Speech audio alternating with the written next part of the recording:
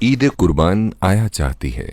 हकीकत ये है कि उम्मत मुस्लिमा ये दिन एक ऐसे वाक़ये की याद में ताज़ा करने के लिए मनाती है जिसके बारे में बिला खौफ व तरदीद कहा जा सकता है कि इंसानी तारीख़ में वक़ू पज़ीर होने वाले हैरान कुन और अज़ीम तरीन वाक़यात की जब भी कोई फ़हरिस्त बनाई जाएगी तो हज़रत इब्राहीम अलैहिस्सलाम का ये अमल, ये कारनामा, ये मुहय्यरुल अक़ल कदम कि अपने रब के हुक्म पर उसकी खुशनूदी और रज़ा हासिल करने के लिए अपने जवां साल बेटे की गर्दन पर छुरी चला दी, यकीनन सरे फहरिस्त होगा। इंसानी तारीख का ये एक ऐसा वाक़या है कि मुम्तहिन खुद पुकार उठा कि बस बस तुम कामयाब करार पाए, तुमने अपना ख्वाब सच्चा कर दिखाया। अल्लाह के आखिरी नबी मोहम्मद मुस्तफ़ा अहमद मुज्तबा सल्लल्लाहु अलैहि वसल्लम से सहाबाए किराम रज़ियल्लाहु अन्हुम ने दरियाफ्त किया कि ए अल्लाह के रसूल सल्लल्लाहु अलैहि वसल्लम, ये कुर्बानी क्या है? आप सल्लल्लाहु अलैहि वसल्लम ने फरमाया, तुम्हारे बाप हज़रत इब्राहीम अलैहिस्सलाम की सुन्नत है। 87 साल की उम्र में औलाद नरीना की नेमत से नवाजे जाने वाले बाप ने 100 साल की उम्र में अपने 13 साला अकलौते बेटे को अल्लाह की राह में ज़िबाह करने के लिए ज़मीन पर लिटा दिया। इंसानी फितरत को समझते हुए और बेटे के लिए बाप के जज्बात का अंदाज़ा करते हुए ये बात आसानी से कही जा सकती है कि किसी भी बाप का अपनी जान को कुर्बान कर देना, ख़ास तौर पर इस उम्र में अपने बेटे को कुर्बान कर देने की निस्बत इंतहाई कमतर दर्जा की कुर्बानी है। हालांकि हज़ारों साल में इंसान ने यह जाना और सही जाना कि अपनी जान से बढ़कर कोई शय अजीज़ नहीं होती। हमें यहाँ कुर्बानी के मसाइल और फ़ज़ाइल बयान करना मकसूद नहीं, वो तो उलमाए किराम बयान करते रहते हैं।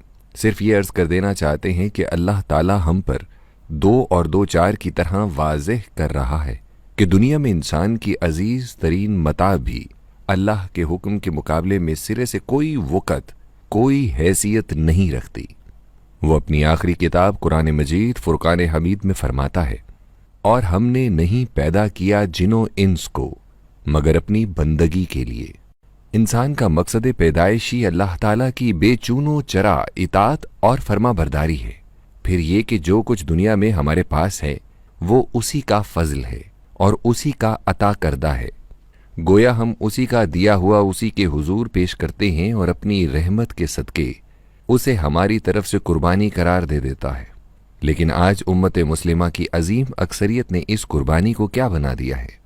हलाल रोज़ी के शरई तकाज़ों को बालाए ताक रखो, जैसी चाहो हराम खोरी करो, दूसरों के हुकूक पर डाके डालते रहो, रिश्वत सितानी और ब्लैक मार्केटिंग का बाजार गर्म रखो, बेहयाई का इर्तिकाब करो और फिर जो चाहो करते चले जाओ। लेकिन ईद पर लाखों रुपए की मालियत का अजीमुल जुस्सा जानवर कुर्बान कर दो और फिर उस सारे अजरो सवाब का खुद को हकदार समझो जिसका जिक्र अहादीस मुबारका में किया गया है।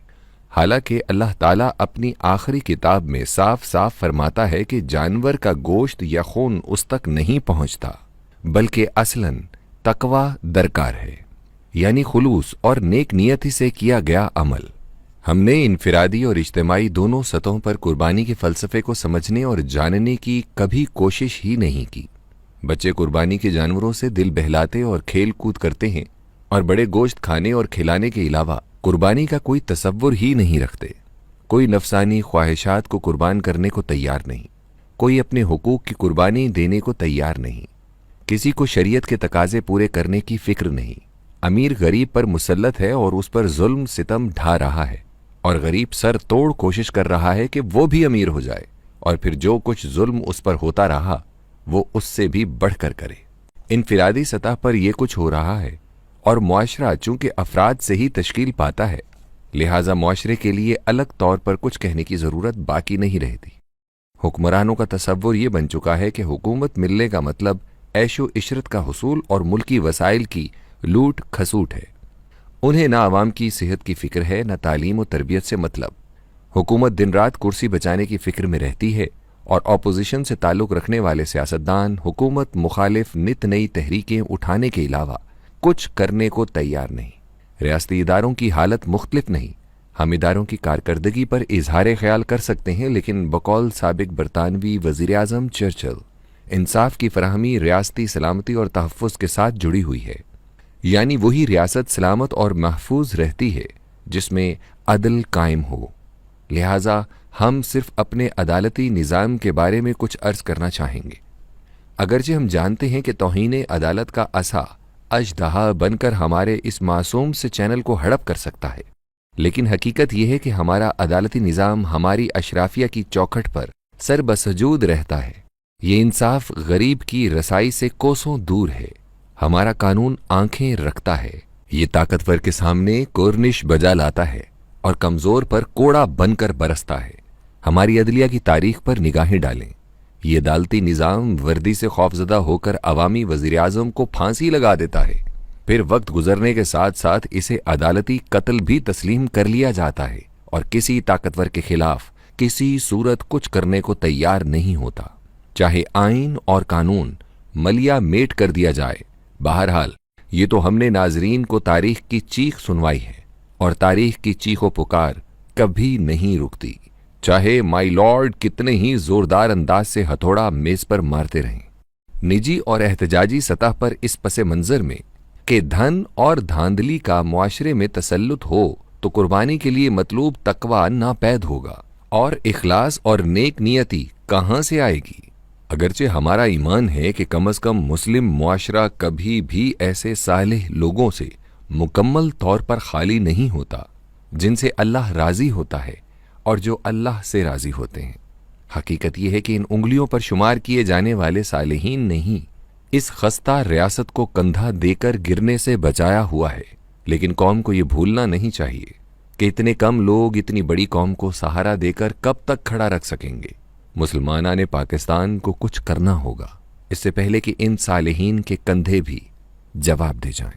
کرنے کا اصل کام یہی ہے کہ قربانی کے جانور کی گردن پر چھری پھیرنے کے ساتھ ساتھ اپنی ناجائز خواہشات پر بھی چھری چلائیں، اپنے نفس کو قابو کریں، پھر یہ کہ ذاتی طور پر اللہ اور رسول صلی اللہ علیہ وسلم کی فرما برداری اختیار کریں اور اجتماعی سطح پر نظام عدل و قسط قائم کرنے کی جد و جہد کریں۔